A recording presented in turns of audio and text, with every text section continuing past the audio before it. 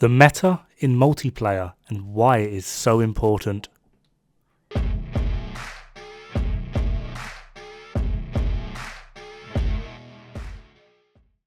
I am sure by this point we have all seen random clips from other tubers being like, oh look, this is the meta build and it kills things in 1 second.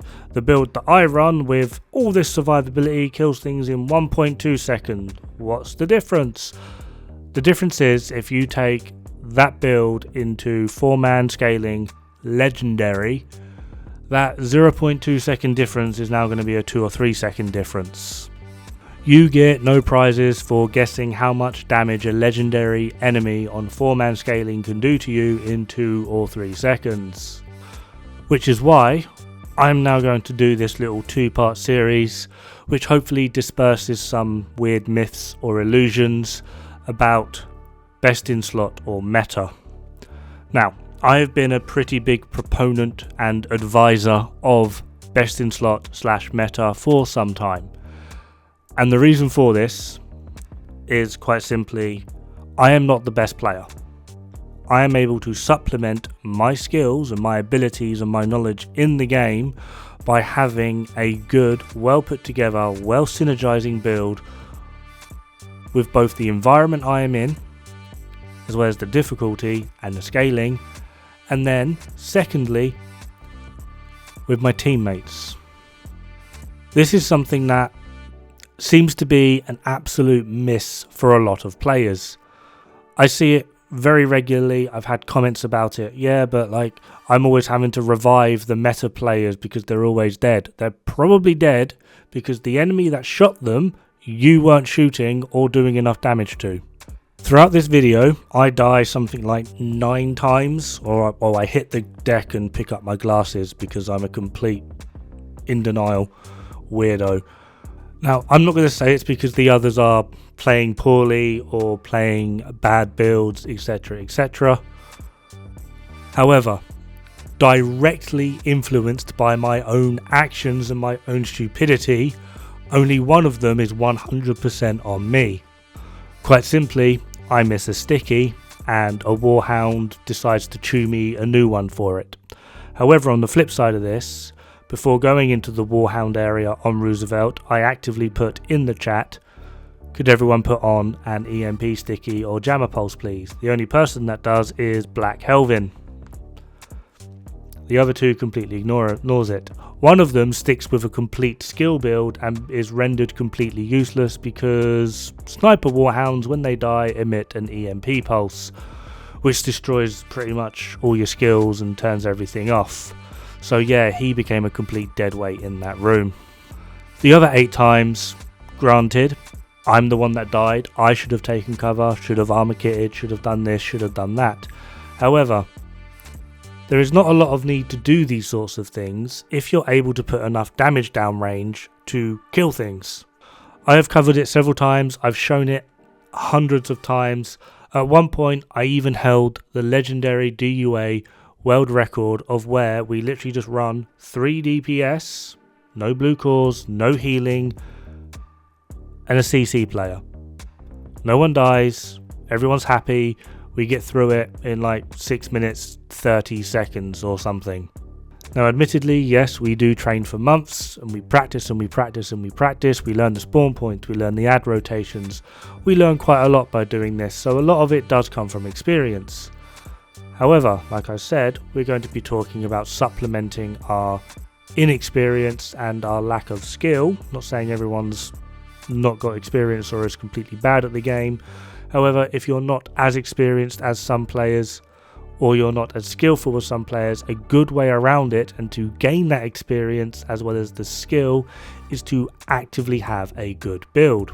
I will be doing a counteraction to this video, essentially contradicting myself completely, of where I show the missions we did after this with Ronan, who basically just ran all of these legendary missions with us, out damaging me, running essentially the meta best in slot for this type of mission with a striker's build, St. Elmo's. He's running 6-piece 511 and he beats me in DPS. And the reason he's able to do that is because he has a greater understanding of the game, greater experience, especially when it comes to playing how we actively like to play. So there are two sides to this. However, there is a lot of people that are playing how Ronan plays, with Ronan's crazy, weird and wacky builds, but have less experience and game knowledge than me. This is not a good combination. Now, the big issue with all of this is literally just going to come down with experience. And admittedly, the best way to actually get experience is by failing. So by having people join, running skill builds in a legendary mission and failing, hopefully we will learn, or they should learn, that skill builds are not necessarily always the best way to go in legendary missions. I would generally argue that unless you're playing capital building, legendary, in which case the best skill build to actually use is Oxy. Drone and turrets don't really do much in this area. The best skill build to use in legendary capital building is Oxy. And when it comes to legendary DUA, you can get away with a mortar build simply just because the entire room is just a series of corridors. It's very close, very tight knit. The enemies like grouping up. You can literally hit so many things with one mortar and get some serious damage out. That's basically it though.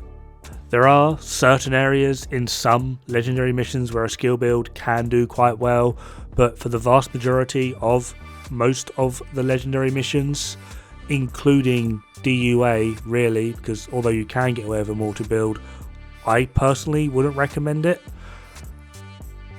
Skill builds are not all they're cracked up to be in legendary. Even if we just take one player scaling on heroic, the total health and armor of an elite is 9.89 million. If we now just jump this straight up to 4-player scaling, still on heroic, the total health and armor of an elite is 16.91 million. It's nearly double. And then if we look at a named elite, solo heroic, they tend to have 19.79 million total health and armor. On 4-player scaling, heroic, they have 47.3 on average. It does vary slightly depending on what type of enemy they are. Snipers tend to have less armor but a lot more damage. If you get gunners, particularly the outcast gunners, their health and armor is comparable to not quite legendary, but you're getting there. They're kind of stupid. And the issue with skill builds is they really do not scale that well, other than with overcharge. In fact, the best way in which you really can get your skills to scale up to things like 4-player scaling is actually going to be glass cannon, which is why, typically speaking, and I've said it a lot, your best in slot chess piece for pretty much every skill build is glass cannon. And the argument against using glass cannon as skill build for me is kind of null and void, simply just because you can just hide in cover and let your skills do the work. Now again, this isn't to say that these things aren't possible. They clearly are. I've seen players do it. I'm sure you've seen players do it. However, one thing that I do want to note on this, on seeing other players do it, is I'm always very skeptical of when players talk about, oh yeah, look, you can do legendary very easily with this build, and then they show you just the first 2 rooms. I find that lying, personally. If I don't see the boss, you're full of shit. It's one of the main reasons when I talk about legendary missions and how builds are interacting and working in legendaries, I just speed up the footage so you can see all of it. I cut out the running parts so you see all the fighting and none of the running. I just speed the footage up so you can see me in a legendary mission fighting the boss. And yes, I do die a lot, as you can see. It's my favourite position, laying down, having a nap. But it is absolutely fine. I see a lot of people get weird about dying or going down. Nothing happens. What matters is what you do when you're up and running around. And when I'm up and running around, I am a fierce lovemaker. I mean, DPS king.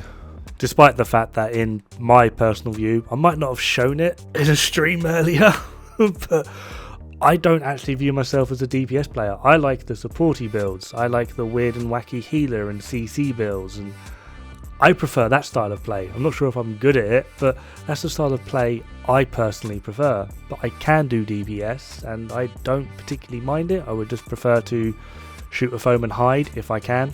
Now, hopefully it will be coming up pretty soon, and I've probably gone on about way too many tangents, and I've probably not made it clear at all what the hell I'm even on about.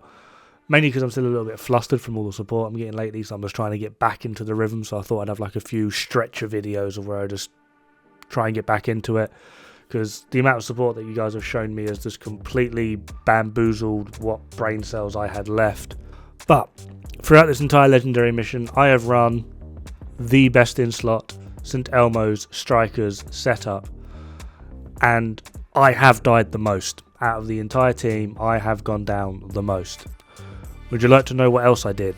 I did near enough double the DPS of anyone else in my team. I got 120 plus kills, and the next person after that got like 50. So, despite going down the most, I did the most DPS, I got the most kills. I would argue that I personally very clearly hard carried this team. This is also slightly me bullying Helvin, because all he does is bully me, so haha Helvin, you got hard carried. And this is just a showing of what a good build can do on a player that has pretty decent-ish knowledge and experience. I just want to point out there that that death was entirely on that other player, because that ad ran straight up to him, shot me, ran away, and he still couldn't kill it despite the fact that he was 3 feet away from the ad. I shouldn't have had to worry about that ad. I should have just been able to be comfortably look at that other player and just go, he's got it, he's got the damage, he can deal with it. He didn't have the damage, he don't got it, I died. So, mission is now complete. Just to show that I'm not talking out my ass, we are going to look at the stat screen and marvel at my overall OP-ness. So, here we are, the stat screen. We've already covered why we go into negative damage, so I've done over 2.4 billion, and I've now hit negative 1.8 billion, so I've done approximately 3 billion damage. You could actually add up the other 3 and I've still done more. Could also probably add up their kills and I've done more. Have fun, good luck, don't die. It's bad for the health.